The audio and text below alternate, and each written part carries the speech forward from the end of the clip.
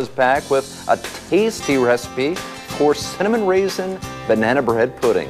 Here's Taryn and Leslie with more. That sounds really good, Leslie. Yes. Is this one of your favorite recipes? No, actually not. My husband had said something about being hungry for bread pudding, and so I started looking, and I came across using the cinnamon and raisin bread, and I thought, that'd be perfect. So it went from there, and it is one of the easy ones and one of the very, very tasty ones. All right, we're looking at some of the ingredients right there. Yes. Okay, we're going to start with the first 6 ingredients on there, which is 4 eggs that have been mixed up a little bit. Ready? And we've got 2 1/4 cups of just 2% milk. You don't have to get the heavy cream or anything, which I like. I don't get that stuff. 2% though is what you're using. Yep, okay. That's what's in there. 3/4 cup of mashed bananas, or just basically one big banana. Okay. 1/4 cup of packed brown sugar, and 1/3 cup of melted butter, and a teaspoon of vanilla. All right. I love how you guys have this all ready to go. I kind of set up a little bit. It's okay. There we go. There. Okay. I'm going to start mixing. You can put in the vanilla. Okay. And get this mixed up a little bit here. Great.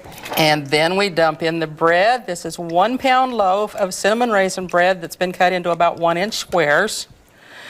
And 1/2 cup of chopped pecans. Okay. Want me to stir while you pour? There we go. Get that. How much bread again, you said? It's about a 1 pound loaf, which is about normal. Yeah, okay. And then that spoon might work a little better. Yeah, I'm thinking the spoon's going to work better. There. So you want to get that soggy probably now. Just mix it all up until all of that egg is into the bread. Press it down a little bit. Now let's say someone doesn't like raisins. You know, you wouldn't have to use this bread. No, you would not. You could use just regular white bread. You could add in the cinnamon if you want to, just like you add in the vanilla, just a little bit. So you get it nice and soggy, and then you put it into a greased crock pot. Oh, wow. And in the crock pot, let's see, cook it covered for about 2.5, 3 hours until a knife comes out clean. So super easy that way. We have some out here for you to give it a try. And we put a little bit of ice cream on top of it for you. It's just good. I love bread pudding too. A little bit of banana in there helps keep just a little extra, and it helps keep it moist. So I like that idea. Great. All right. So this recipe will be on our Pure Nebraska Facebook page after the show. Back to you.